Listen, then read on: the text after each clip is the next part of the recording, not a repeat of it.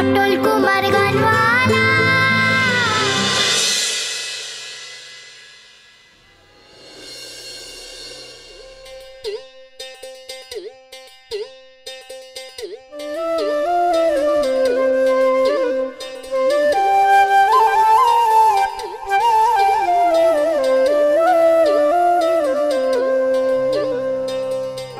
রাই জাগো সুকোষারি বলে, কত নিদ্রা যাও গো রাধে শ্যামনগরের কোলে। রাই জাগো সুকোষারি বলে, কত নিদ্রা যাও গো রাধে শ্যামনগরের কোলে।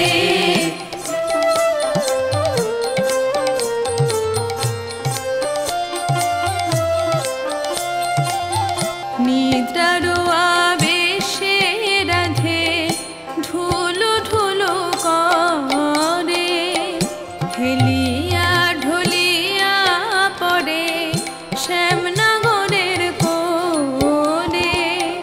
নিদ্রার আবেশে রাধে ঢুলু ঢুলু করে, হেলিয়া ঢলিয়া পড়ে শ্যামনগরের কোলে। সুখ বলে ও গো সারি কি কার্য করিলে, তোমালে কনকলতা কেন ছাড়াইলে। বন্ধ করো গান। গান নয়, এ বাড়িতে গান নয়, এ বাড়িতে গান হবে না, একেবারেই নয়। কেন গো বাবু, সকাল সকাল এমন গান গে দিন শুরু করলে লোকে যে বলে তাদের দিন ভালো যায়? না না, ভালো যায় না, গান ভালো করে না।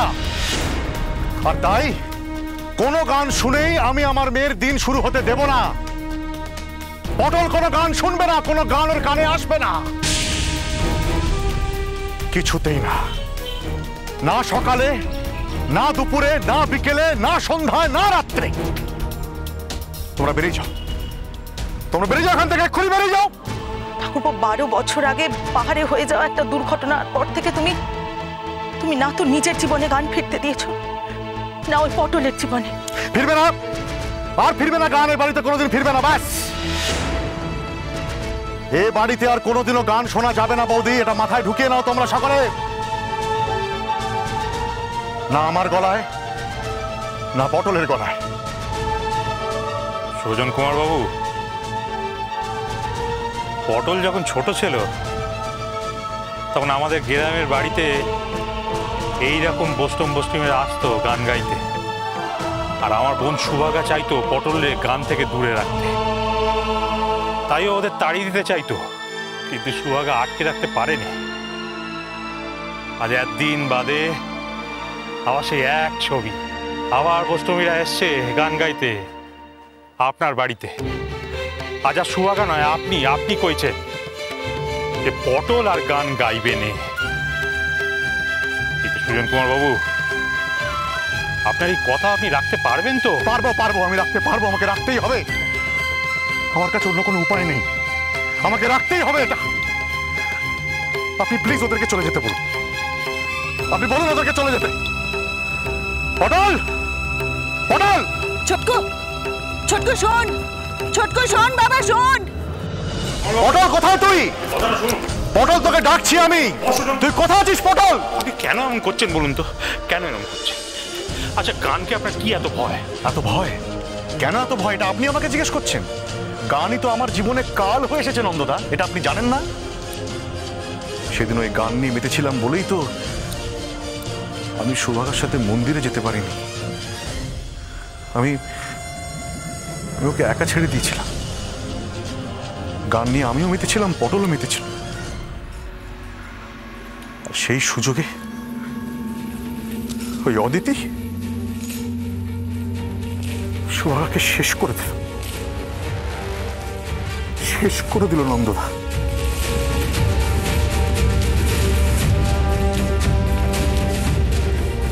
নন্দদা, গানের জন্য আমার অনেক ক্ষতি হয়ে গেছে, কিন্তু আর না, এই গানের জন্য আমি পটলের কোনো ক্ষতি হতে দেব না। আমি গানের জন্য আমার অনেক অনেক প্রিয় মানুষদের হারিয়েছি, কিন্তু পটলকে আমি আর হারাতে পারবো না। আমি পারবো না নন্দদা, গানের জন্য আমি পটলকে আর হারাতে পারবো না, পারবো না। সোহাগ চাঁদ বদনি ধনি নাচো তো দেখি, সোহাগ চাঁদ বদনি ধনি নাচো তো বেশ গান, তাই না? কি ভালো। সয়দা আবার গান, এ বাড়িতে আবার গান, বারণ করেছি আমি গান। দেখো কি করতেছে, দেখো অমন করে পটলের গান আগে বন্ধ করা যায় না, যাবে না। হ্যাঁ, এরকম কেন করছেন আপনারা আমার সঙ্গে? কেন করছেন এরকম? আজকে আমার মেয়েটার জন্মদিন ভুলে গেছেন আপনারা? আবার গান ফিরে আসার অভিশাপ কেন দিচ্ছেন আমার মেয়েটাকে? কেন করছেন এরকম? নানা সুজন করবো, একই কথা কইছেন আপনি। আমরা অভিশাপ দিচ্ছি না সুজন করবো, অভিশাপ দিচ্ছি না সুজন করবো, শুধু সত্যি কথাটা কইছি। জানেন তো পটলের জীবনে গানটা কিরকম জানেন তো? এ আমাদের জীবনে চন্দ্র সূর্যির মতো। চাঁদ আর সূর্যকে কখনো ঢেকে রাখা যায় সুজন কুমার বাবু? যায় নে। সে মেঘের আড়ালে যতই ঢাকা থাকুক না কেন, বেরিয়ে সে ঠিক আসবেই, কখনো ঢেকে রাখা যায় না। তেমনি পটলের গান, তারেও কোনোদিন ঢেকে রাখা যায়নি। জানেন তো পটল যখন এইটুকু ছিল, হ্যাঁ একেবারে ছোট ছিল, তখন আমায় কি কইতো মামু, আমি তো গান গাইনি মামু, আমি তো গান বমি করি, আমি যে আটকে রাখতে পারি না, সে যে বেরিয়ে আসে। হ্যাঁ, ওইটি হচ্ছে আমারও কথা। সুভাগা, ওর পটলের মা যে সুভাগা, সে কত গান করার জন্য মারধর করেছে, বাবা চেলা কাঠ পর্যন্ত পিঠে মেরেছে। তাই তো পটল দিদি পিসমণির কাছে গান করার জন্য মার খেয়ে সেই নিজের কষ্টের কথা গানের মধ্যে দিয়ে বলেছে। পিসির ওপর রেগেও যেত মাঝে মাঝে, আর সেই রাগের কথা এক গান দিয়ে বুঝিয়ে দিত পিসিকে। আমি ওইটি তো বলতেছি। দেখো এই 8গুলো বছর পটল গান গায় না, তার জন্য কিন্তু এটা ভাবুনি যে ও গান ত্যাগ দিয়েছে। আমার তো মনে হতেছে যে ও কিন্তু মিথ্যে কথা বলতেছে। হ্যাঁ, ফাঁকি দিচ্ছে, ঠকাতেছে তোমাদের। কি হচ্ছে? কি হ্যাঁ, কি হচ্ছে এসব? কি কথা কইছো? এর সঙ্গে ঠকানোর কি সম্পর্ক? কও দেখি। হ্যাঁ, যা জানো না তাই নিয়ে কথা কও কেন? তুমি কি জীবনে বদলাবে না? আমি তো এই কথাটাই বলতেছি, কেউ কোনোদিন বদলায় না, পটলও বদলাবে না। এটা হতে পারে না, এটা হতে পারে না, কখনো হতে পারে না। সই দেখো ওইটি হবে কই। সুজন করবো, আপনি ওর কথা শুনবেন না একদম। এই শোনোর দিকে শোনো, রাখো। এই পুলি তোর মার এনে ভেতরে যা, ভেতরে যা, এক্ষুনি অশান্তি পাকাবে, যা ভেতরে যা। মামা তুমি ভেতরে চলো। চুকা দিকে মা দেখে যেই বললে আমি মাইকে ভেতরে চলে, তুই চল ভেতরে, তোর একদিন কে আমার না দিকে। এটা হতে পারে না, এসব হতে পারে না। পটল এভাবে না না না, এটা সম্ভব নয়, এটা কখনোই সম্ভব না। এটা কি করে সম্ভব? ছোটকু শোন বাবা, শোন একটু শান্তি। না না, শান্তটা হবো কি করে মা? তুমি শুনলে না উনি কি বলে গেলেন? উনি বললেন যে পটল নাকি এসব ঠকাচ্ছে, মানে এটা নাকি ওর ভাবতা। আচ্ছা কেন ওর কথা শুনছে না? কেন? আমি ওনার কথা শুনতেও চাই না, আমি ওনার কথা নিতেও চাই না, মানতেও চাই না। তাই তুমি কি করতে চাও ঠাকুরপো? কি করতে চাই?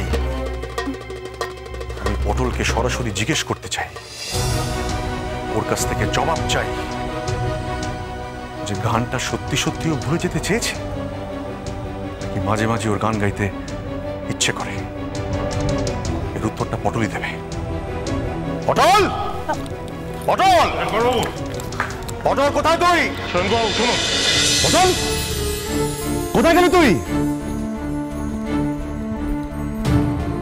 কি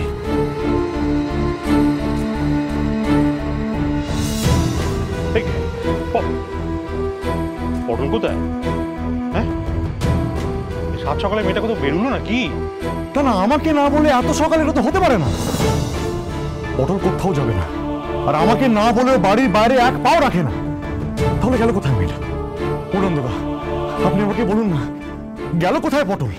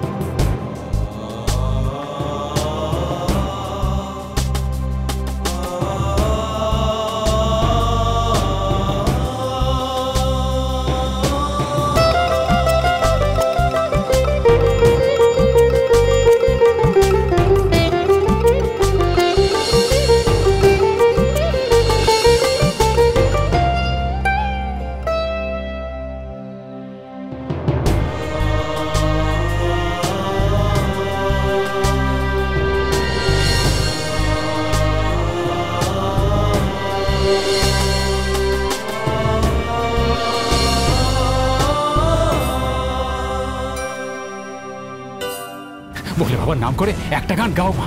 শোনো শোনো ঠাকুরকে শোনাও। কই গো আর তোমরা কে আছো, কারা আছো, শোনো এসো। ডাকবেন না কাউকে, আমাকে ক্ষমা করো, আমি গাইতে পারবো না। পটল কুমার গানওয়ালা, চলো চলো চলো চলো চলো পাল্টা।